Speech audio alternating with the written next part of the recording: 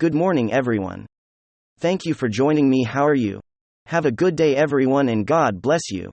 Alright, now we will come to today's news.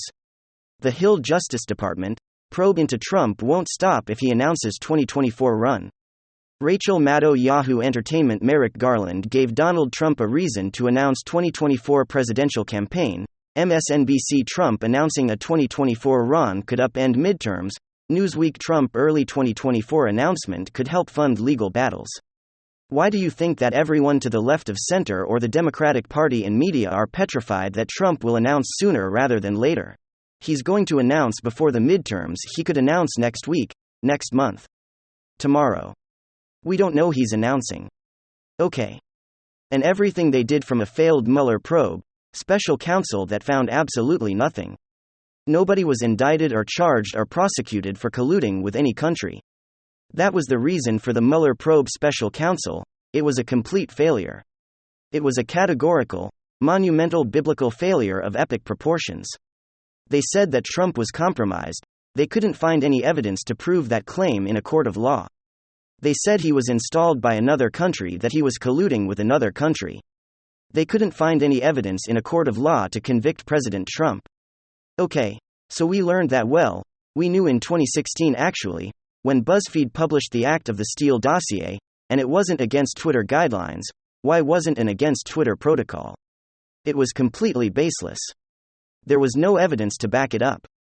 It wasn't against Twitter protocol, because, well, that's how social media works. You can make baseless allegations against Trump. You can level the most absurd claims against Trump, and then you can force investigations to see if potentially those claims are true or not. With Trump, if he makes a statement, it is refuted and debunked.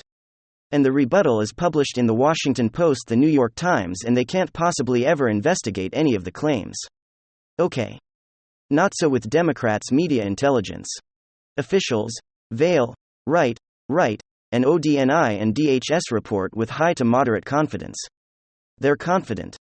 Brennan can be asked in Congress, do you have any evidence? And then he'll say, well, I don't do evidence, I do intelligence. And see the distinction is not intelligence as a hunch.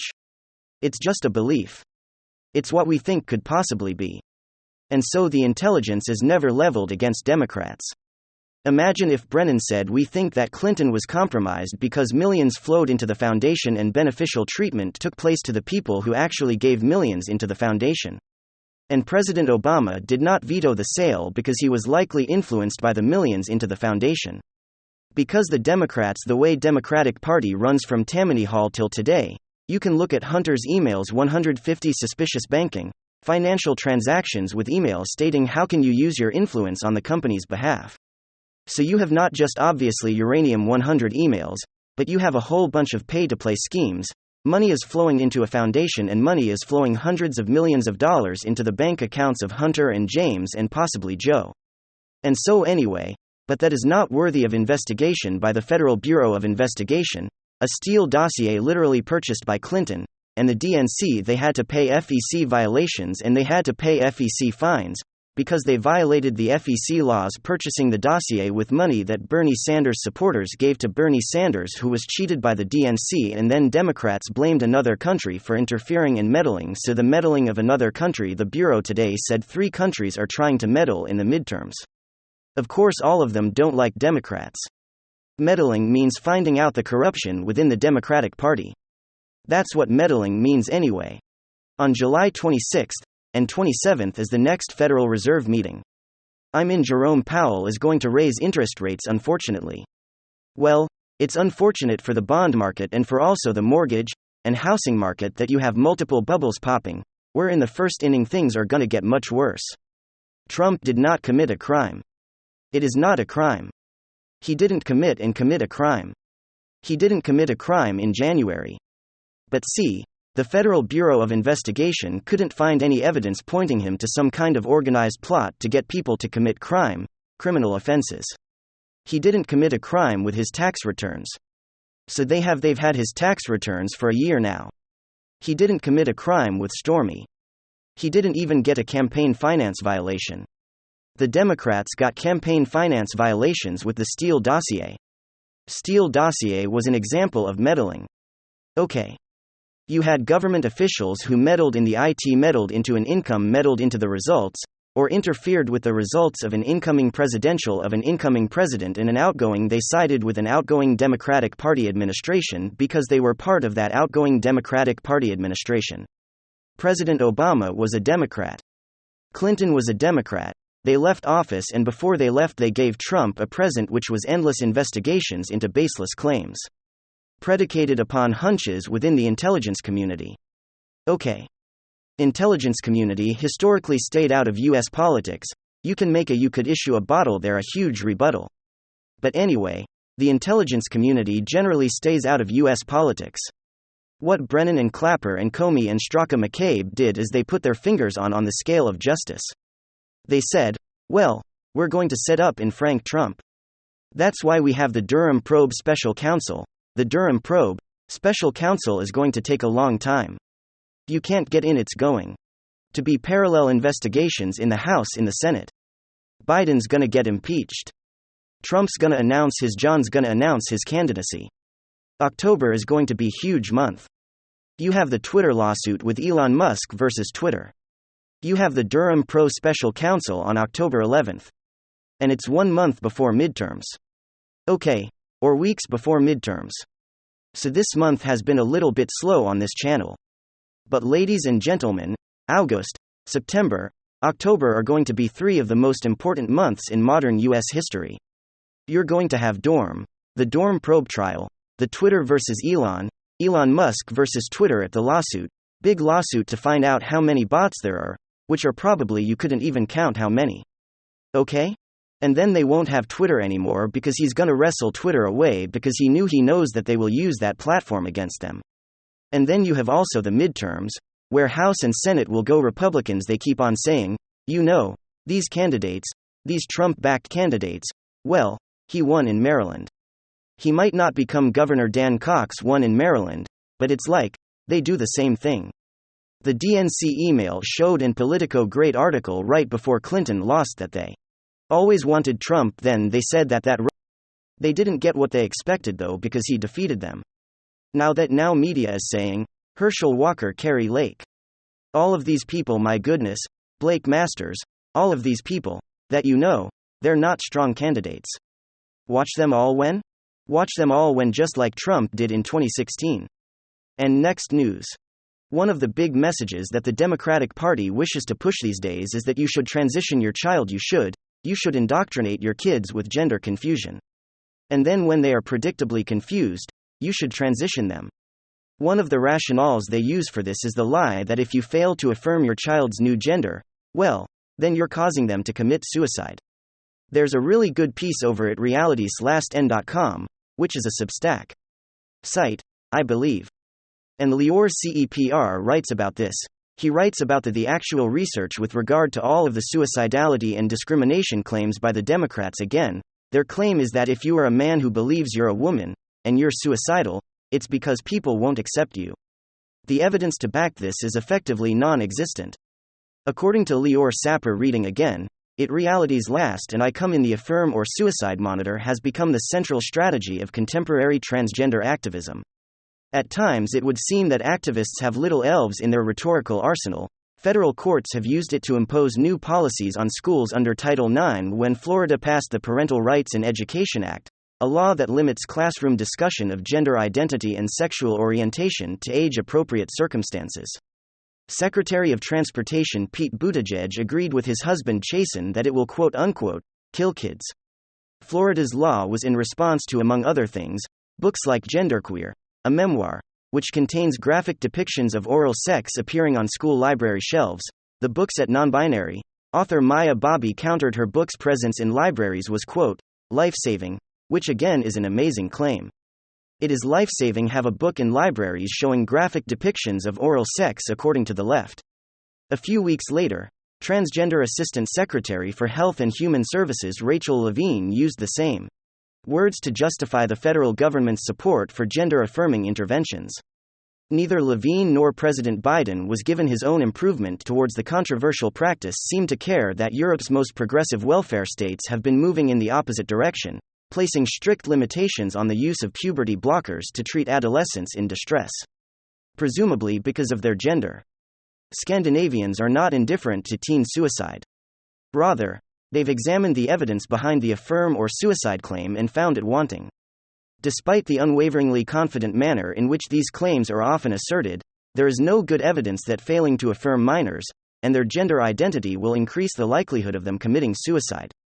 That claim is based on a small handful of deeply flawed studies that are most find loose correlations between quote-unquote affirming interventions and improved mental health. Some final reduction of suicide. A new study claims to find that puberty blockers actually increase the risk of suicide. Not only is the empirical basis for the affirm or suicide monitor shoddy at best, its dissemination is profoundly irresponsible. Such extreme rhetoric limits our ability to better understand and respond to mental health problems in vulnerable youth and may itself contribute to the real undocumented phenomenon of suicide contagion. If social contagion is one of the rationales for increased LGBTQ ± divided by 10 commands and option sign control sign identity, if that is one of the rationales, the societal contagion, we've been seeing suicide as catching. This has been a long-time social science finding is that suicidality tends to also predict suicidality inside of groups. When you have a few people in a group who commit suicide, more people tend to commit suicide inside the larger group. Part of the problem is the vagueness of the term suicidality, says Leon Sapir. He says there's a difference between thinking about suicide, attempting, and actually doing it. Even within the first few categories, shades of gray prevail. A suicidal attempt, for instance, can climb into a roof of the building without actually stepping onto the ledge. It can also mean surviving a self-inflicted gunshot wound to the head. Women are far more likely to think about and attempt suicide. Men are much more likely to die by suicide.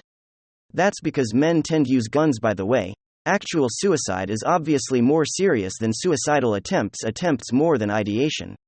Human beings may go through periods of depression in which they contemplate suicide even seriously. This doesn't mean they're permanent risk for suicide. Gender activists commonly argue that roughly 4 in 10 transgender identified would attempt suicide when not socially and medically affirmed.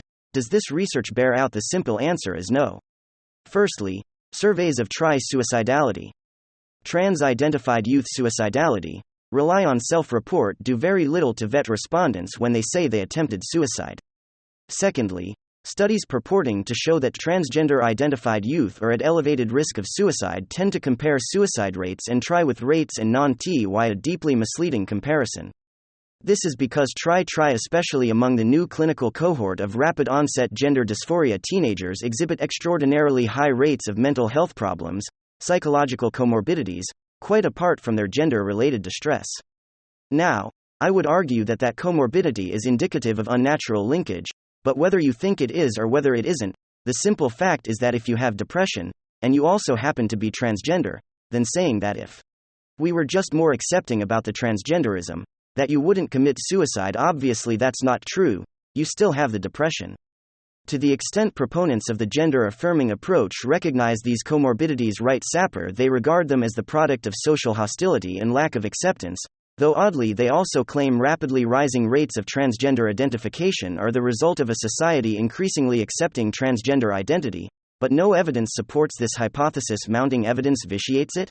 Rapid-onset gender dysphoria teens are known to have very high rates of anxiety, depression hits. We have sexual trauma, anorexia, and eating disorders, all of which typically precede gender-related distress. As we've learned from detransitioners, men continue to experience these problems long after they've gone under the knife. According to review of the UK is that Gender Identity Development Service, roughly 1 out of 3 girls seeking gender at transition has autism. A significant finding considering that being in the wrong body might provide these teenagers with a convenient While it is true, suicidal behavior is much more likely among trans-identified youth, rates of actual self-suicide are extremely low within the population. There is no basis for believing that affirming them with puberty blockers, cross-sex hormones, and surgeries reduce these rates even further. Importantly, when researchers compared trans-identified youth with non-trans-identified youth with similar mental health profiles, the disparities in suicidal behavior reduced considerably, suggesting that it's not lack of gender affirmation that's the problem. The gold standard for finding a causal relationship between quote-unquote affirming medicine and suicide would be the randomized control trial today, no randomized controlled trial has ever been conducted to study the effects of puberty blockers on mental health of gender-distressed youth. For this reason, the FDA has never approved the use of Lupron or other puberty suppressants for gender dysphoria. Claims about the reversibility of puberty blockers, which are essential to gender-affirming advocates' ethical case for allowing kids to use them, rely entirely on referencing the drug's original purpose, which is treating precocious puberty. As for their safety, the risks of puberty blockers are not fully known, but are thought to include cognitive impairment and bone malformation. It's becoming increasingly clear another major risk is IO Trojan as IO pterogenesis, meaning the use of puberty blockers to treat gender dysphoria virtually guarantees the persistence of the condition and continuity and continuation of the patient's more extreme and risky types of interventions. Right, once you get on the puberty blockers, you tend to then move on to surgeries. And that is significantly more damaging. It's a very long piece, and it is worth the read. But the bottom line is, according to Leon Sapper, who is a fellow at the Manhattan Institute, we shouldn't hold out hope the activists will actually be accurate about any of this, because the suicide threat has been their way of achieving their goals. But the reality is that the suicide studies do not support their position. And taking the therapeutic focus off of gender without completely excluding gender from the picture would actually help. But they're not going to do any of this stuff. Because again, it's a propaganda tool on behalf of the left, it is performative, it is not about helping kids. And by the way, if you deliberately confused hundreds of 1,000 millions of kids on this stuff, you are subjecting them to a much worse life. I know we're supposed to pretend that all of this is quote-unquote baked into the cake. It is not. When you facilitate social contagion, and that social contagion results in significantly more chaos, depression, suicidal ideation, that is a cost that we should take into account. Putting aside the fact that gender for affirmation for people who actually have gender dysphoria has not been proved in any way, shape, or form to actually alleviate any of the challenges that these people actually face. So the House on Tuesday passed a bill codifying federal protections for same-sex marriages, according to USA Today. They did this because one of the chief arguments that the left is making these days is that the Supreme Court is going to overrule Obergefell. Now, the Supreme Court is not going to overrule Obergefell. They should. Obergefell is really bad law. Ted Cruz has come under some significant fire for pointing out that Obergefell is really bad law, that the Constitution does not provide protections for same-sex marriage. That happens to be true. Ted Cruz also said that the Supreme Court is very likely to overrule Obergefell. Because Obergefell has created a so-called reliance interests, meaning that there are tens of 1,000s, if not hundreds of 1,000s of gay couples who've gotten married under color of Obergefell. And to break up those marriages, legally speaking, would create significant chaos in the legal system. He's right about both of those things. Both can be simultaneously true. Is that there's a major alliance interest that has now been created with regard to Obergefell. And also that there's nothing whatsoever in the Constitution of the United States that guarantees that to get married. That does not exist in the Constitution of the United States. That is a whole cloth created right by Anthony Kennedy and the left wing of the Supreme Court. And the fact that this is now considered sort of a core constitutional right is bizarre. Now, in a normal world, what you would have if the Supreme Court had not ruled this way is differences state to state. So California legalized gay marriage, Massachusetts would have legalized gay marriage, York would have legalized gay marriage. And still in places like Florida, you'd have presumably civil unions, you'd have some sort of legal recognition of relations between two men, but it would not amount to marriage under the law. Now, I thought that civil unions were supposed to provide all the legal benefits of marriage while maintaining that there is a societal distinction between two men getting married and a man or woman getting married. And that was the goal of civil unions. But that wasn't enough. The idea was, according to the left, that this did not provide sufficient respect to gay couples, that these were completely morally equivalent. Now, you could be a fan of the idea that people should be able to make whatever legal arrangements they want, for example, for hospital visitations, or for the receipt of assets under a will if somebody dies or something, right? All of that you could have done, by the way, well before civil unions. You can just do that by contract. But that's not really what this was about. What this was about was the idea that we need government to cram down a particular social standard on the United States, and everybody who doesn't agree that all forms of sexual behavior and sexual relationships are morally equivalent. All those people need to be essentially punished by government. Well, now the House has taken to the call, and they've passed this bill. So two things: one, they could have done this without Obergefell. Or they could have repealed the Defense of Marriage Act, right, DOMA, which was originally sponsored under Bill Clinton and co-sponsored by Joe Biden. And the Defense of Marriage Act. The idea there was that the federal government defined marriage as between one man and one woman. So whoever's had marriage in federal law was a man or woman. And they could have repealed this. And that's precisely what would have happened if the Supreme Court had not never stepped into this issue in the first place. Right, it would have been handled on the state-to-state level, or Congress would have stepped in. It's amazing to watch as Democrats suddenly realize that the legislature exists. They relied for decades on the Supreme Court doing all of their dirty work, basically, ruling on abortion, ruling on same-sex marriage, ruling on anything they wanted, ruled on. And then it allowed them never to have to vote on these things. Well, now they voted on the thing, which suggests that the legislature does still exist, which means that they shouldn't be all that scared of, for example, the Supreme Court. Should they make their claims, the Supreme Court is going to destroy the rights of gay people by getting rid of Obergefell. And then they go ahead, they pass a law that they could have passed without a virtual being in place in the first place. So there's that. Second of all, the general societal attempt to equate all forms of sexual arrangement is unprecedented in human history. It has obviously taken root in the West. It's been legalized in the vast majority of places in Europe. For example, it is legal in the United States. But by natural law precepts, all human society relies on the pairing of men and women, and to pretend that there is equal utilitarianism to male-male relationships as there is to male-female relationships is to ignore evolutionary biology and basic human reproduction. It's also ignored the differences between men and women, and no society can be built on ignoring that particular difference. Bottom line here is that a bunch of House Republicans, by the way, voted in favor of codifying all of this. So they have 47 House Republicans voted in favor of codifying same-sex marriage. So the notion that we are right on the verge of overruling same-sex marriage in the United States on the federal level seems to be very poorly based, just legally speaking. We're in a battle for the culture and for our values, ladies and gentlemen. Thank you so very much. If you want to support my voice and my work, the super thanks is below.